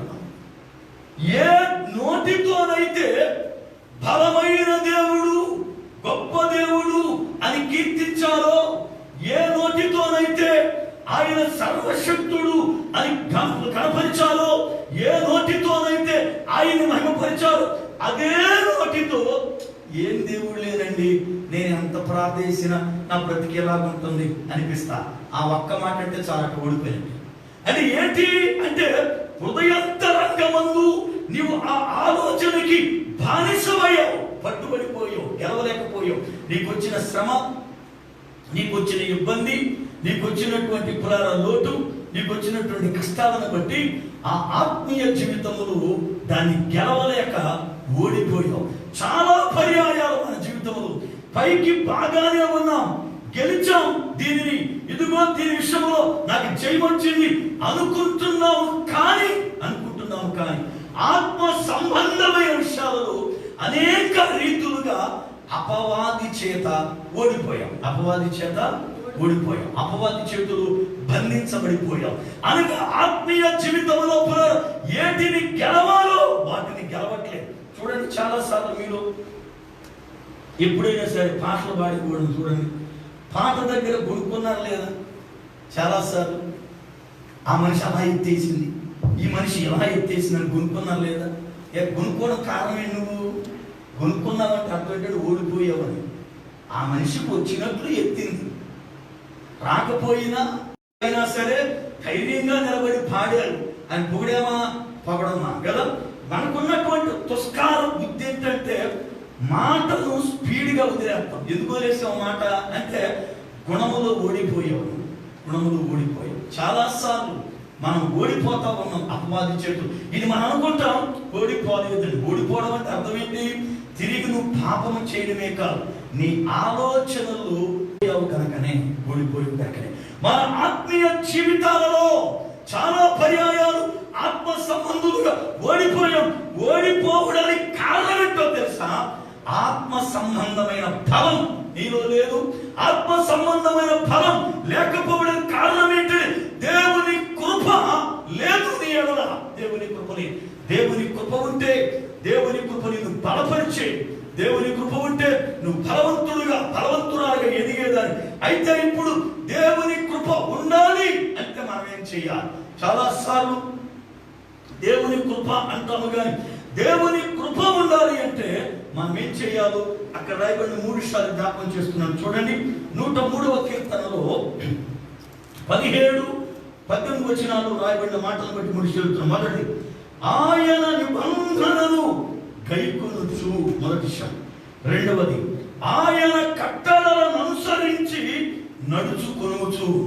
మూడవది, యెహోవా యందు భయభక్తులు ఆయన కృప ఉంటుంది. అంటే ఇప్పుడు దేవుని కృప ఎవరి మీద ఉందయ్యా అంటే, ఒకటి ఆయన నిబంధనను గైకొనే వారి మీద. ఆయన నిబంధన చేశాడు మనతో. ఆయనకి మనకి ఒక నిబంధన ఉంది. ఉదాహరణకి అబ్రహాముతో దేవుడు నిబంధన చేశాడు, నోవాహుతో నిబంధన చేశాడు, దావీదుతో నిబంధన చేశాడు. అనగా ఆయన అనేక మంది భక్తులతో నిబంధన చేశాడు. అయితే ఉదాహరణకి అబ్రహాముతో చేసిన ఒక నిబంధన జ్ఞాపకం చేస్తాను. ఏమిటయ్యా నిబంధన అంటే, అబ్రహాము నీ ఇంట పుట్టిన వాడే కాని, నీ ఒకవేళ వెండితో కొనుక్కున్న వాడైనా సరే, ఎవడు నీ ఇంటిలో ఉన్నా ప్రతి పురుషుడు కూడా సున్నతి పొందాలి. ఇది నీకు నాకు మధ్య నిబంధనకు గుర్తు. ఈ రోజు నుండి ఎవడైనా నీ ఇంట్లో మగపిల్లడు పుడితే పుట్టిన 8వ రోజునే వాడికి సున్నతి చేయాలి. అంటే 8వ రోజు అంటే స్త్రీకి పురుటి స్నానం. బైబిల్ గ్రంథం ప్రకారం మగపిల్లడు పుట్టినప్పుడు స్త్రీకి 8వ రోజున పురుటి స్నానం చేయించాలి. వాక్య ప్రకారం 8వ రోజున వాక్య ప్రకారం పురుటి స్నానం చేసి ఆ అమ్మాయి 33 రోజుల తర్వాత మందిరంలోకి రావాలి. ఈ లోపల రాకూడదు పురుటి స్నానం అయినాక. అదే ఆడపిల్ల పుడితే 66 రోజుల తర్వాత మందిరానికి రావాలి. 2 వారాల తర్వాత స్నానం చేయించాలి. చూడండి వాక్యాన్ని. పురుటి స్నానం ఇప్పుడు చేయించాలి, ఎందుకంటే మీరు అత్తలు అవుతారు కదా. ఇంటికి వెళ్ళినప్పుడు కూతుర్లకి స్నానం చేయించాలిగా, చేయిస్తారా? ఎక్కడే పడి పెడుతుంది ఎక్కడ చేయిస్తాం? మన బతుకంతి కోయిట్లోనే ఆఖరికి. చూడండి, లేవీకాండం 12వ అధ్యాయం, లేవీకాండం 12వ అధ్యాయం 1వ వచనం నుండి 5వ వచనం వరకు చదువుదాం దయచేసి. మరియు యెహోవా మోషేకు ఇలాగ సెలవిచ్చెను, నీవు ఇశ్రాయేలీయులతో ఇట్లను ఒక స్త్రీ గర్భవతి అయి మగపిల్లను కనిన ఎడల ఆమె 7 దినములు పురిటిరాలై ఉండవలెను. ఆమె తాను ముట్టుదై కడగానుండు దినముల లెక్కను బట్టి పురిటాలై ఉండవలెను. 8వ దినమున బిడ్డకు సున్నతి చేయింపవలెను. ఆమె తన రక్త శుద్ధి కొరకు 33 దినముల నుండి తన రక్త శుద్ధి దినములు సంపూర్ణమగు వరకు ఆమె పరిశుద్ధమైనదేది ముట్టకూడదు, పరిశుద్ధ స్థలములో ప్రవేశింపకూడదు. ఆమె ఆడపిల్లను కనిన ఎడల ఆమె తాను కడగా ఉండినప్పటి వలె 2 వారములు పురిటిరాలై ఉండవలెను. ఆమె తన రక్త శుద్ధి కొరకు 66 దినములు కడగా ఉండవలెను. చాలు. దేవుని స్తోత్రం. హల్లెలూయా. వాక్యములో రాయబడిన మాట, ఒక తల్లి మగబిడ్డల కంటే ఆమె ఎన్నో రోజులు పురుటి స్నానం చేయించాలో, ఆ బిడ్డకు ఎప్పుడు సున్నతి చేయించాలో, ఆమె దేవాలయంలోనికి ఎప్పుడు ప్రవేశించాలో చెప్పాడు. అలాగే ఆ తల్లి ఆడపిల్లల కంటే ఆమెకి ఎప్పుడు పురుటి స్నానం జరగాలో, ఆమె ఎప్పుడు దేవుని మందిరంలోకి రావాలో చాలా స్పష్టముగా ప్రతిదీ కూడా దేవుడు చక్కగా మానవాళి ఎలా బ్రతకాలో, ఎలా క్రమం నడవాలో, వాళ్ళ జీవితం ఎలా ఉండాలో ముందుగానే ఆయన సిద్ధపరిచి చక్కగా వ్రాయించాడు. దేవునికి స్తోత్రం. లేఖనములో అబ్రహాముతో చెప్పిన మాట, అబ్రహామా, నీ ఇంట పుట్టిన మగ పిల్లవాడికి 8వ దినమున సున్నతి జరగాలి, ఇది నీకు నాకు నిబంధన అని చెప్పాడు. అయితే మోషే వచ్చాడు. మోషే పుట్టిన తరువాత మోషే ఇశ్రాయేలుడు గనుక మోషేకి ఈ నిబంధన తెలుసు. పైగా మోషే బాగా చదువుకున్నాడు. ఇశ్రాయేలు యొక్క విషయాలన్నీ కూడా బాగా తెలుసు. దేవుడు మోషేతో మాట్లాడాడు. మోషేకు పెళ్ళయింది. పెళ్ళైన తరువాత ఒక కొడుకు పుట్టాడు. కొడుకు పుట్టినప్పుడు ఆజ్ఞ ప్రకారం, నిబంధన ప్రకారం ఏం చేయాలి? మోషే 8వ రోజున ఆయన కొడుకు సున్నతి చేయాలి. చేయలేదు, మర్చిపోయాడు. ఎందుకు? కారణం ఏంటంటే అతడు మిద్యానీయుల మధ్య ఉంటున్నాడు. ఆయన గొర్రెల కాపరిగా ఉంటున్నాడు. ఇక ఆ కుటుంబ వ్యవస్థలో పడిపోయి దేవుని నిబంధనను గైకొనలేదు, దేవుని నిబంధనను మీరిపోయాడు. 8వ రోజున సున్నతి జరగవలసి ఉంటే తన సొంత కొడుకే సున్నతి చేయలేదు. మోషేను దేవుడు పిలిచి, అయితే రా, ఐగుప్తు దేశానికి వెళ్ళదు గాని అక్కడున్న ప్రజలు విడిపించాలి, నువ్వు రమ్మని దేవుడు పిలిస్తే గబగబా బయలుదేరేశాడు. బయలుదేరి వస్తూ ఒకరోజు సత్రములో ఆగితే దేవుడు మోషేను చంపడానికి వచ్చాడు. ఎప్పుడైతే చంపడానికి వస్తున్నాడో భార్య అయిన సిప్పోరా చూచి, నా భర్తను దేవుడే పిలిచాడు సేవకి, నా భర్త దేవుని మాటకు లోబడి బయలుదేరి వెళుతున్నాడు. అలాంటప్పుడు నా భర్తను చంపడానికి దేవుడు రావడానికి గల కారణం ఏంటి అని ఆమె వివేచన కలిగి ఆలోచిస్తే వెంటనే దేవుడు ఒక తలంపించాడు, నీ కొడుక్కి సున్నతి అవ్వలేదు అని. వెంటనే వాడి గల రాయి తీసుకుని ఆ యొక్క బిడ్డకు సున్నతి చేయించి, అప్పుడు నీవు నాకు నిజమైన పెనిమిటివైతివి అని మోషేతో చెప్పినప్పుడు దేవుడు మోషేను విడిచిపెట్టాడు. దేవుడు మోషేని విడిచిపెట్టాడు. అనగా మోషే ఏం చేశాడు అంటే దేవుని నిబంధనను అనుసరించలేదు, మీరిపోయాడు. ఈ రోజున మనలో చాలా మంది దేవుని కృపను పోగొట్టుకోవడానికి లేక దేవుని కృపను దూరం చేసుకోవడానికి కారణం ఏంటంటే దేవుని నిబంధన గైకొనటలేదు. గైకొన్నట్లుగా ప్రవర్తిస్తున్నామంతే, గైకొనటలేదు. మొదటి. రెండవది, దేవుని వాక్యం బోధిస్తుంది ఆయన ఆజ్ఞల ప్రకారం అనుసరించి నడవాలట. దేవుని స్తోత్రం.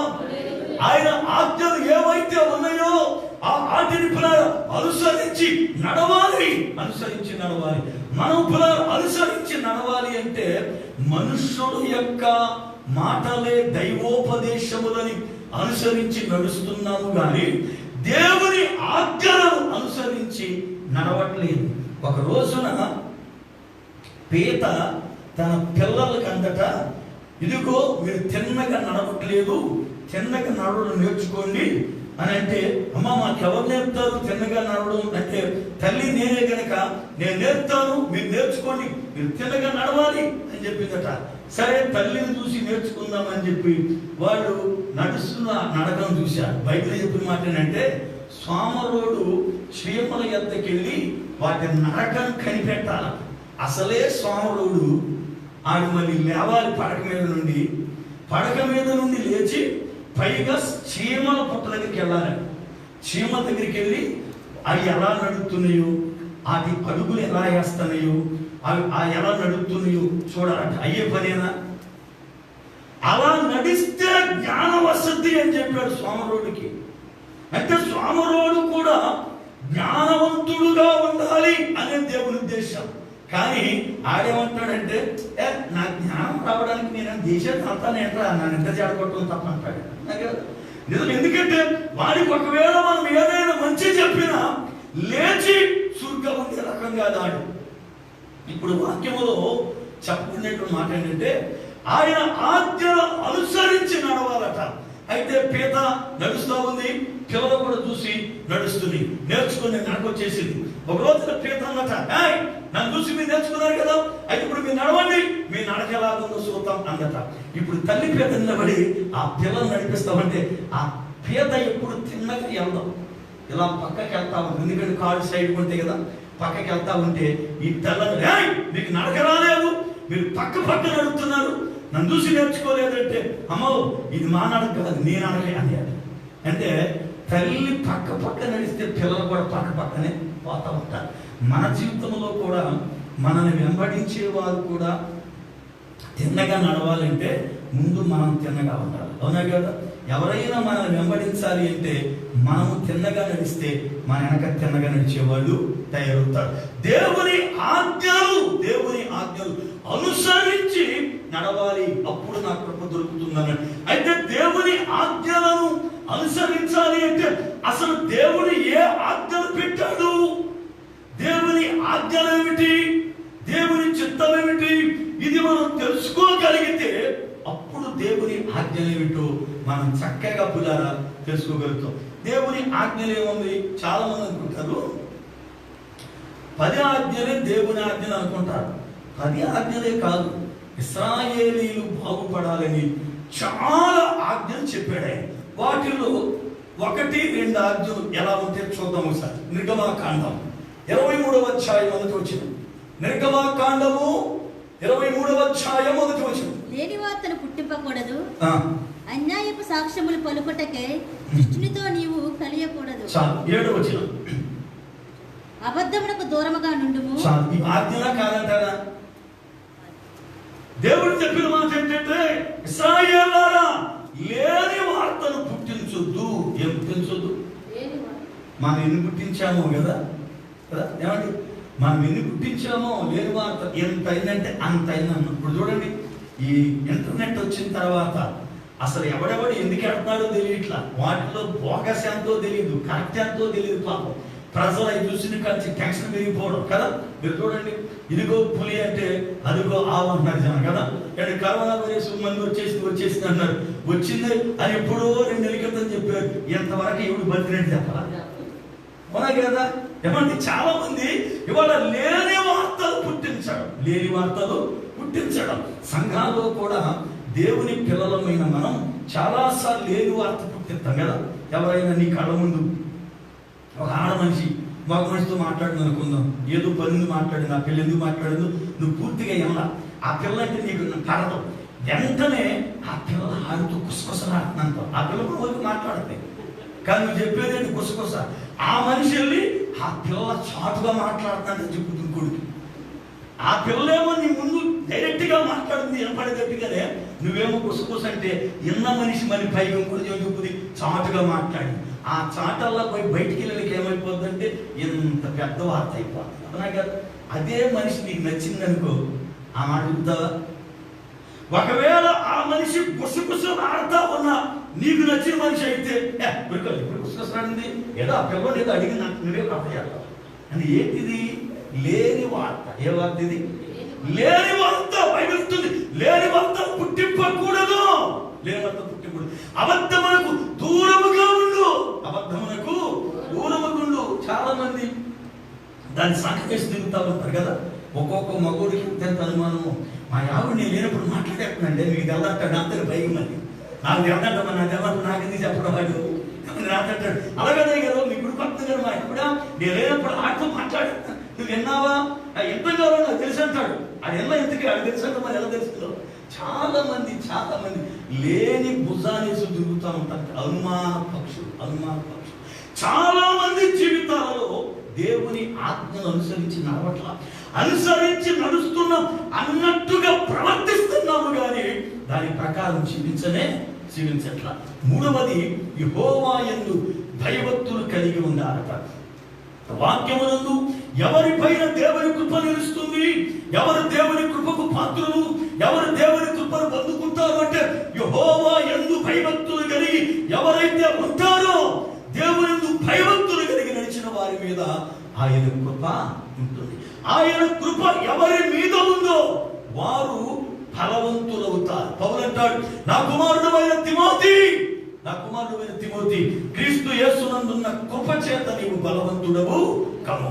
ఎప్పుడైతే బలవంతుడయ్యాడో శత్రువులను గెలుస్తాడు. సంసోను ఎప్పుడు ఓడిపోయాడు? సంసోను ఎప్పుడు బంధించబడ్డాడు? సంసోనుని ఎప్పుడు పిల్లవాడు ఇత్తడి సెక్కిళ్లతో కట్టేశారు అంటే బలము పోయినప్పుడు. మన జీవితంలో కూడా అపవాది ఎప్పుడు మనం బంధిస్తాడు, అపవాది చేతిలో ఎప్పుడు బంధించబడిపోతాం, అపవాది ఎప్పుడు మనం ఓడిస్తాడు అంటే మనలో నుండి బలము తొలగిపోయినప్పుడు.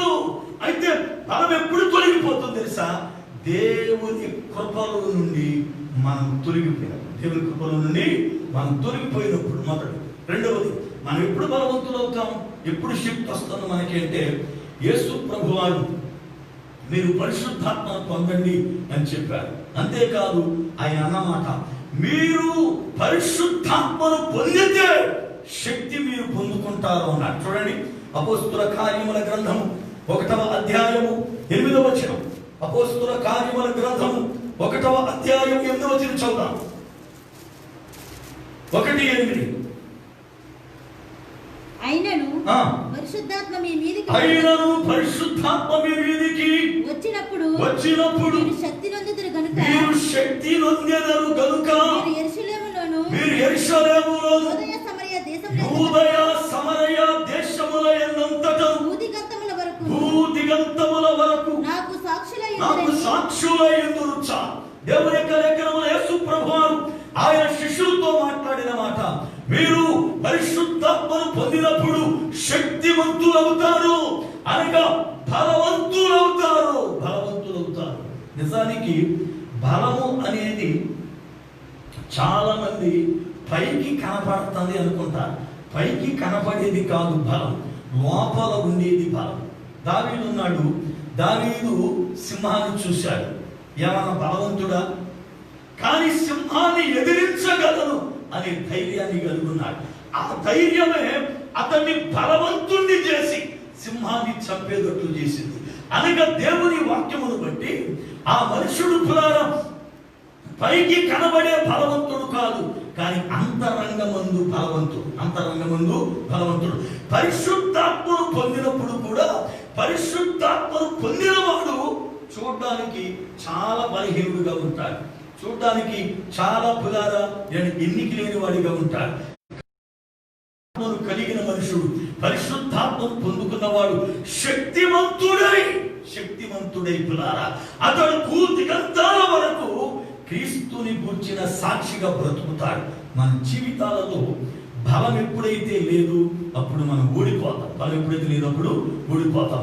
ఎప్పుడైతే ఓడిపోయామో మనం బంధించబడతాం. ఓడిపోతే బంధించబడతాం. సంసోను జీవితంలో ఆత్మను పోగొట్టుకున్నప్పుడు జరిగిన మొదటి కార్యం బంధించబడ్డాడు. ఒకప్పుడు ఎవరిని గెలిచాడో ఇప్పుడు వారి చేతులు బంధించబడ్డాడు.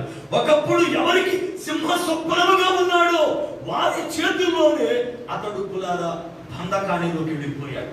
రెండవది, అతడు బంధించబడమే కాదు, జరిగిన రెండవ కార్యం ఏమిటంటే బంధించబడిన తరువాత వాడు చేసిన ఒక భయంకరమైన కార్యం.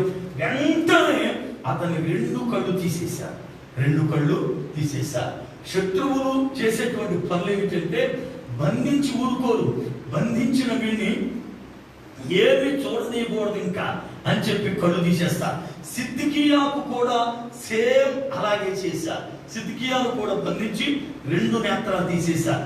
జాగ్రత్త గమనించండి, దేవుని లేఖనములో అపవాది కూడా ఇదే పని చేస్తుంది.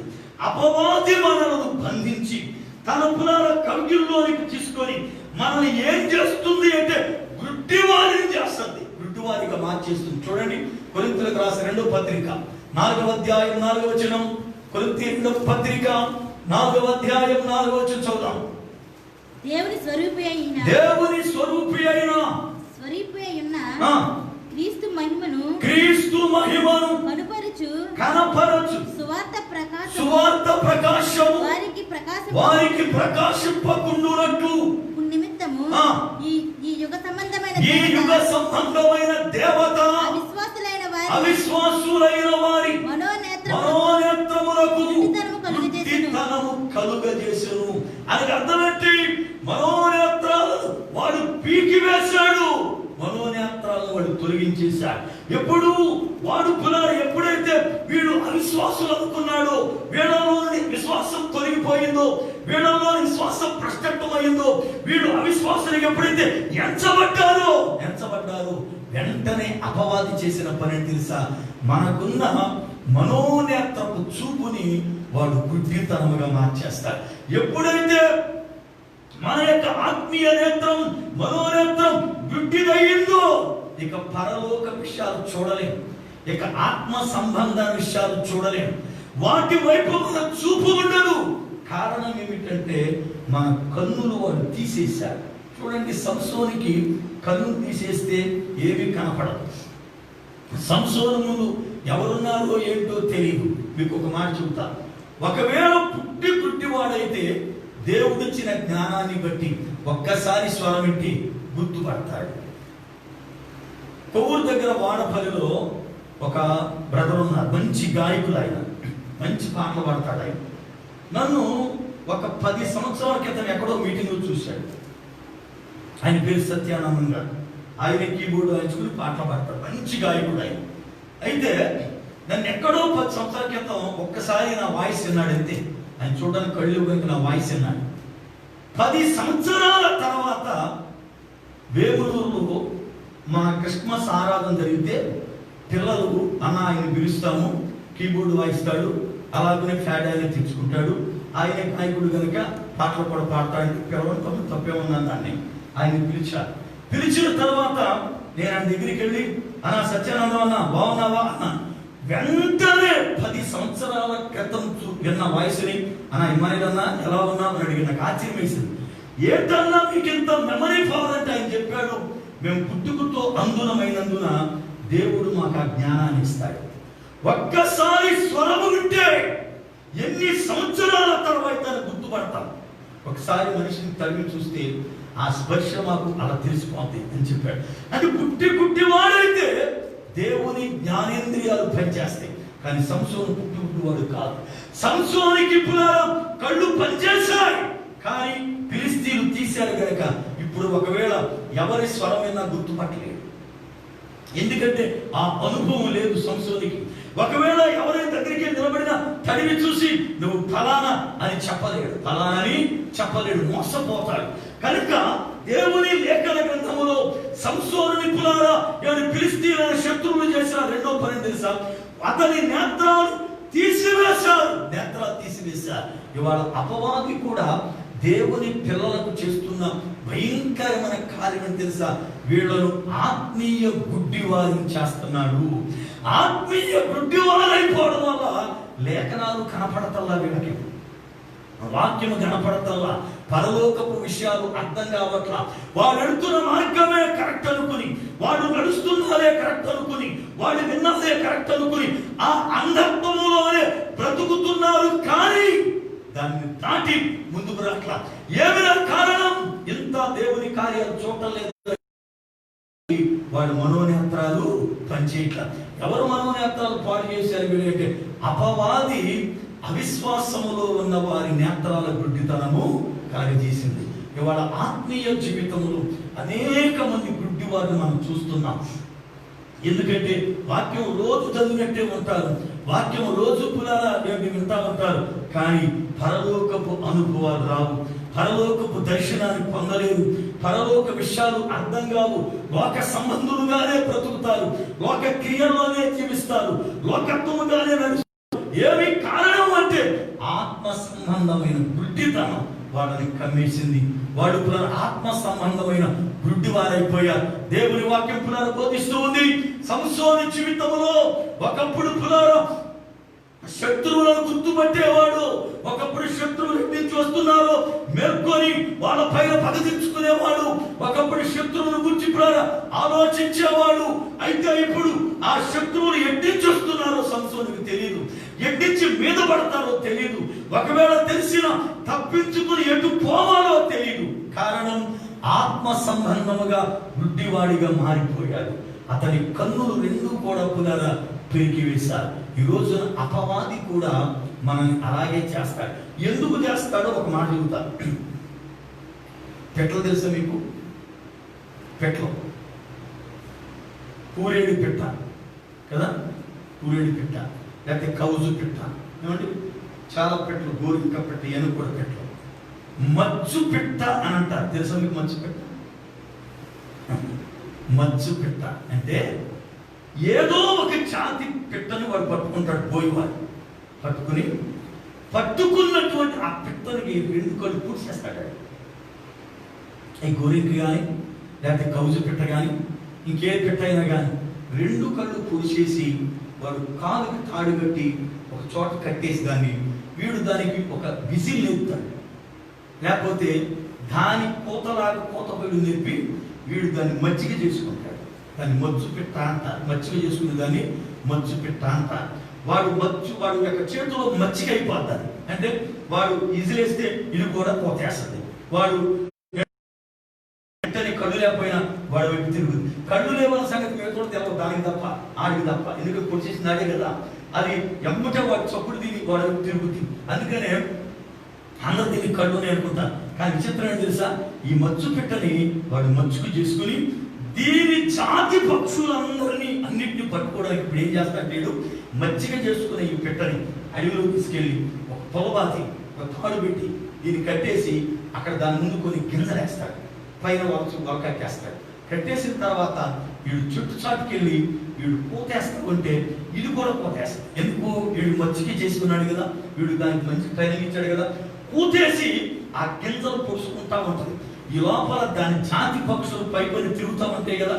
దీని కూత విని ఇక్కడేదో మన జాతి పక్షి ఉంది అని దానికి చూస్తే ఇది పొడుచుకుంటా ఉంటుంది కదా, ఇక్కడేదో గింజలు ఉన్నాయి, అందుకే మన జాతి పక్షి మనం పిలుస్తుందని చెప్పి దానికి సంబంధించిన పక్షులన్నీ వచ్చి అక్కడ వాతాయి.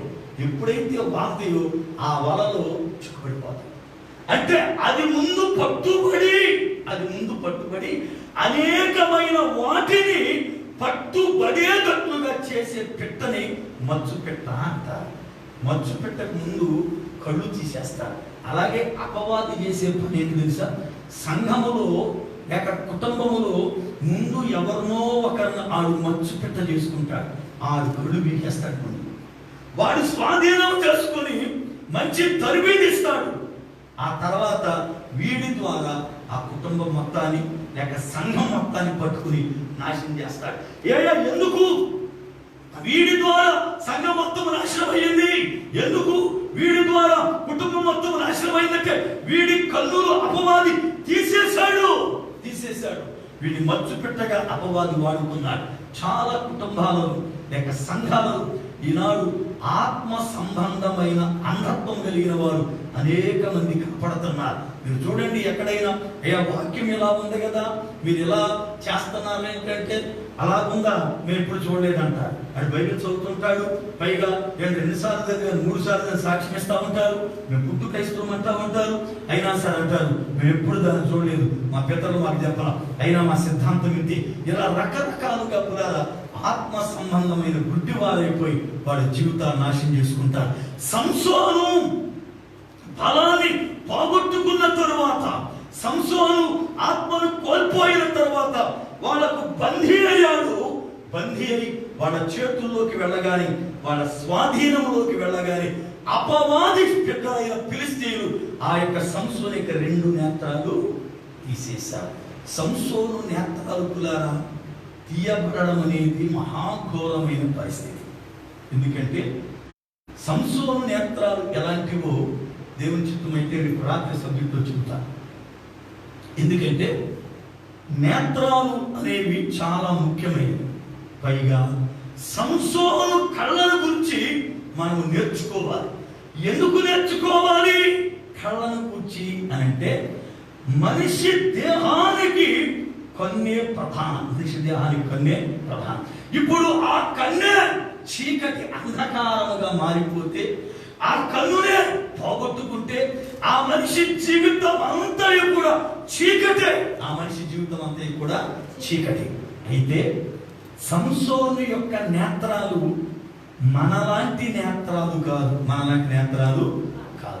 ఎలాంటి నేత్రాలయ్యా సంసోను నేత్రాలు అంటే, ఆత్మ సంబంధముగా మనం ఆలోచిస్తే, తేనె గాని తింటే తేనె తిన్నవాడి నేత్రాలు ప్రకాశిస్తాయట. ఏమవుతి చెప్పండి, చూడండి వాక్యాన్ని. సమూయేలు మొదటి గ్రంథం 14వ అధ్యాయం 27వ వచనం.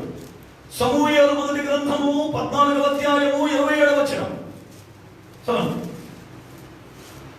సమూయేలు మొదటి గ్రంథం 14:27.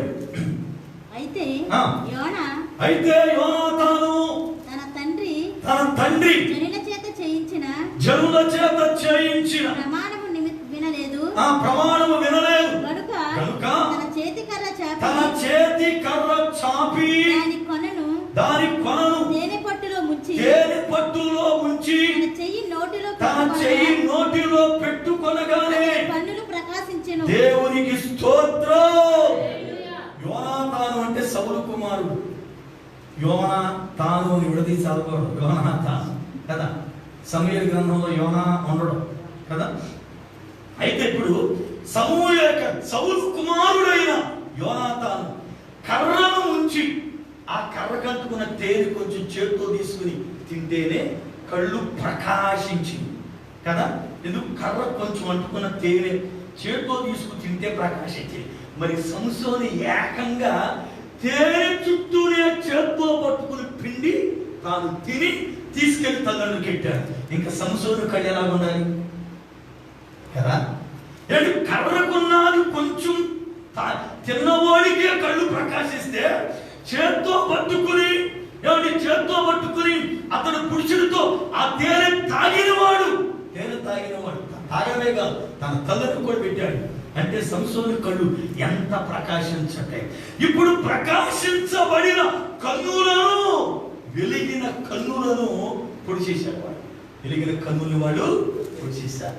ఈ రోజున దేవుని పిల్లలుగా ఒకప్పుడు నీ కళ్ళు ఎంత వెలుగొందాయో, ఎంత ప్రకాశించాయో, ఎంత ఆత్మీయ దృష్టి నీకుండేదో, ఎంత ముందు చూపు ఉండేదో, ఈ రోజు నా ముందు చూపు లేదు. ఏం కారణం? ఇప్పుడు ఆ ప్రకాశత లేదు. ఏమి కారణం? కారణం ఏమిటంటే ఆ ప్రకాశత కలిగిన కన్నులను నువ్వు బందీ అయిపోవడం వల్ల అపవాది నీ కన్నులు పొడి చేశాడు. కుట్టత్వములోకి వెళ్ళిపోయావు, అంధత్వములోకి వెళ్ళిపోయావు. అందుకే ఈ రోజున మొదటి ప్రకాశత, మొదటి యొక్క చూపు, మొదటి యొక్క ఆలోచన, మొదటి వివేచన నేటి దినాల్లో లేనే లేదు. సంవత్సరం జీవితంలో ఆత్మను పోగొట్టుకోవడం వల్ల బలహీనుడయ్యాడు. బలహీనుడవడం వల్ల ఒకటి బందీ అయ్యాడు, రెండవది అంధుడయ్యాడు. దేవుని చిత్తమైతే రేపు రాత్రి ఈ సబ్జెక్ట్ మరలా మనం కొనసాగిద్దాం. పిల్లరా, మన ఆత్మీయ జీవితాలు మనం అలాంటి వారు కాకుండాన్నట్టు పరిశుద్ధాత్మ దేవుడు సహాయం చేయునుగాక. ప్రార్థన చేసుకుందాం. అందరూ కూడా ప్రార్థన చేసుకుందాం. సర్వకృపానిధివగు పరమ తండ్రి, నీ శ్రేష్టమైన ఉన్నతమైన నామమునకై స్తోత్రాలు వందనాలు చెల్లిస్తున్నాం. నీ అత్యంతమైన కృపను బట్టి ప్రభువా, ఈ యొక్క నాయన సాయంకాల వేళ సమయంలో నీ లేఖనములలో నుండి మాతో ప్రభువా మీరు మాట్లాడినందుకు స్తోత్రాలు. వ్యక్తపడిన వాక్యము నీరు గట్టి ఫలింపు దయచేయండి. వాక్యం విన్న ప్రతి బిడ్డను బలపరచండి. మీ రక్త ప్రోక్షణ బిడ్డ మీద ప్రోక్షించి నడిపించి క్షేమాన్ని ఇవ్వండి. సంసోను వలె మేము ఏ విషయంలో బంధించబడ్డామో, ఏ విషయంలో అంధులమైపోయామో ఒక్కసారి పరిశీలన చేసుకొని మరలా తిరిగిన ఆయన చూపు పొందువారిగా చేయమని నీ సన్నిధిలో మమ్మల్ని ముద్రించి నడిపించుమని యేసు శక్తి గల